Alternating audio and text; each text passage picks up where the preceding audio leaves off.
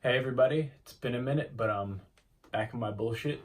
And in this video, we're going to do the top 10 albums of 2018. So let's get into it.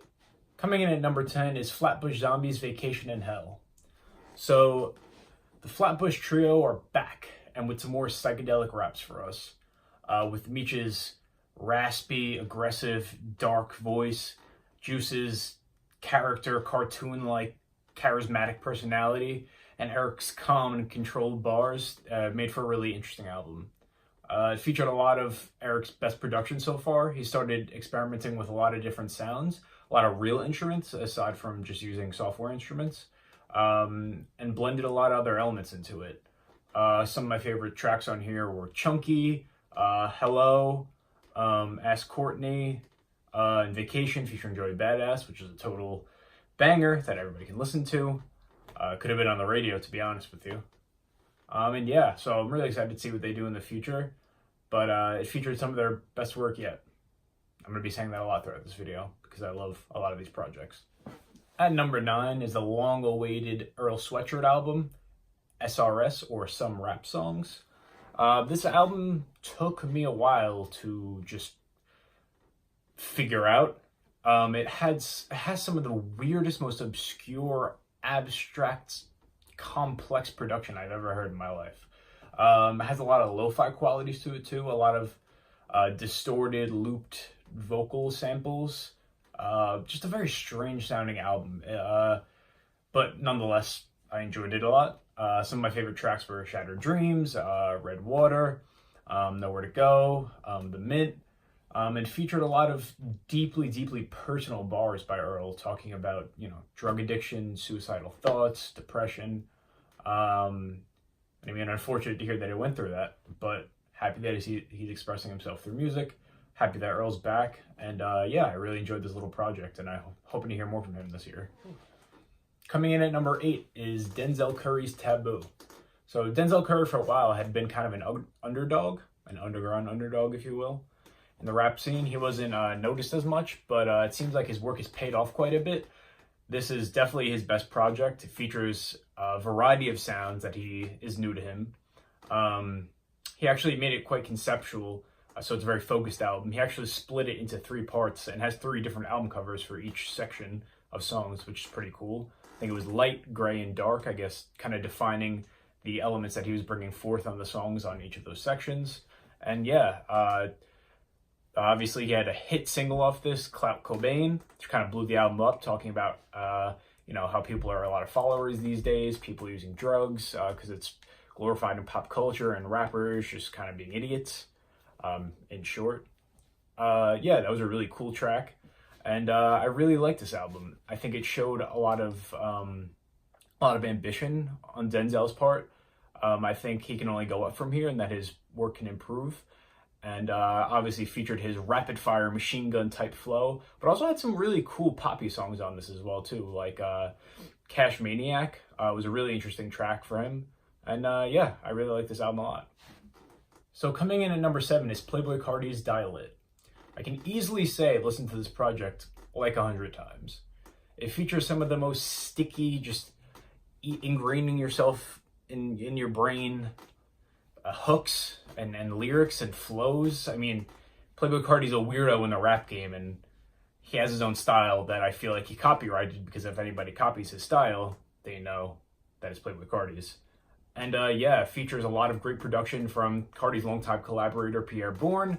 A variety of sounds with more like hard tracks, like R.I.P. A lot of fun songs like Choppa Won't Miss and Old Money, and Poke It Out has a lot of bouncing 808s in it.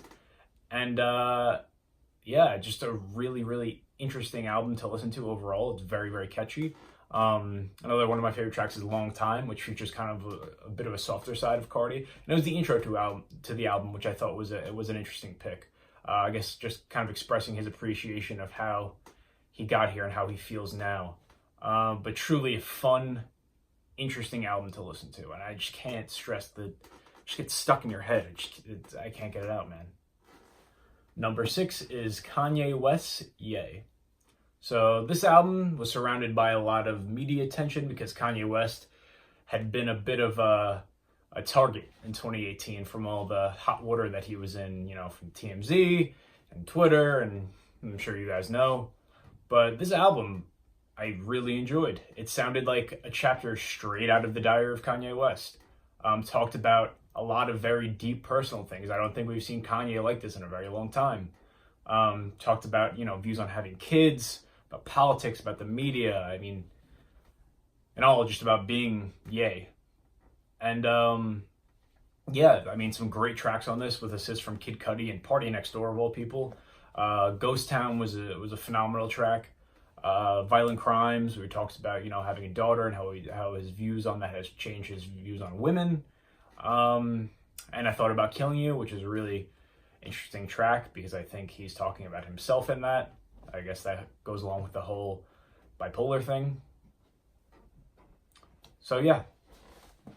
Number 5 is Pusha T's Cutthroat Daytona.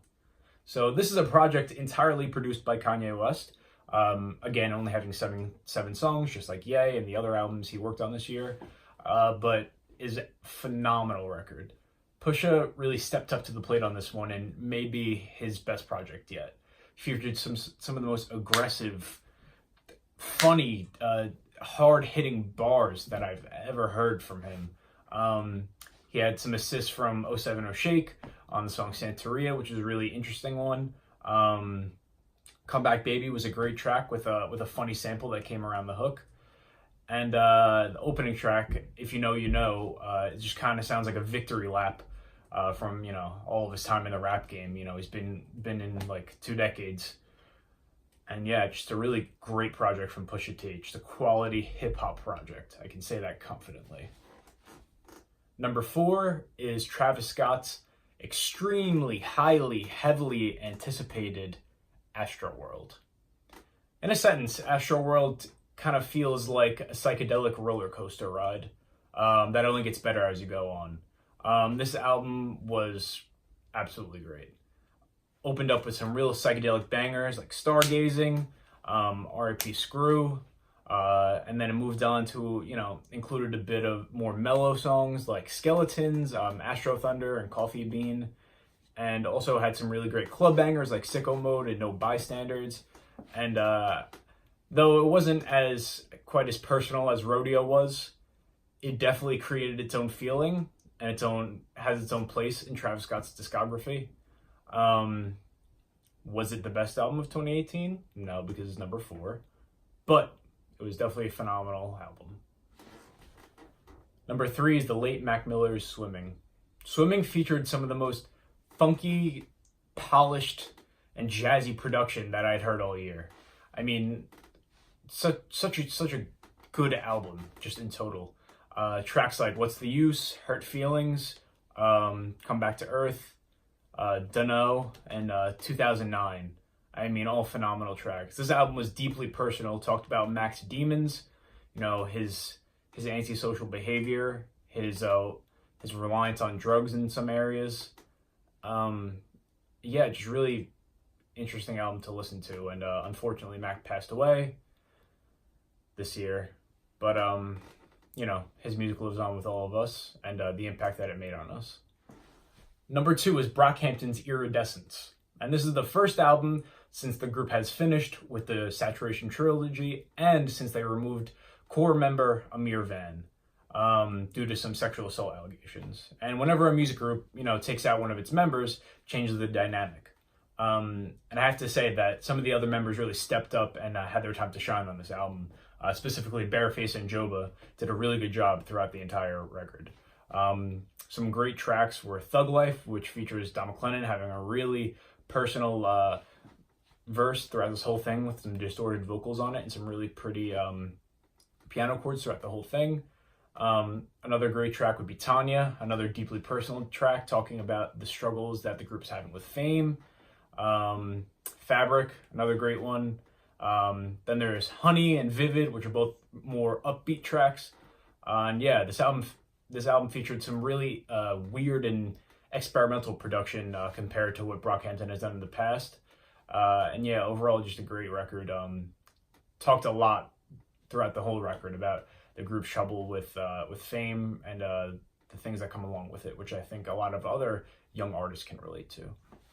And my number one album of 2018 is Kids See Ghosts, the joint group and project between Kid Cudi and Kanye West.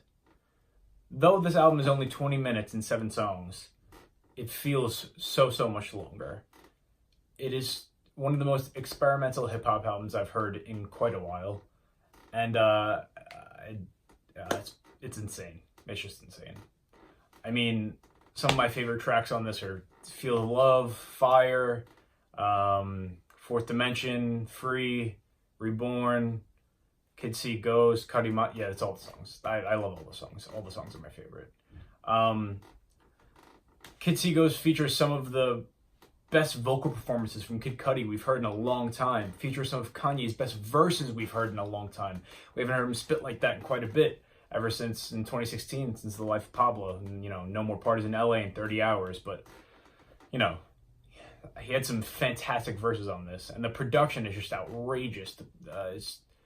It's just otherworldly. It sounds like you're on a spaceship riding into the psychedelic ether, and you just go farther and farther, and it's beautiful. It's a beautiful album.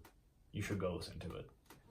So that about wraps up my video. I would have went a little more in depth into each album, but for the sake of time, being that there was 10 albums, I couldn't really do that.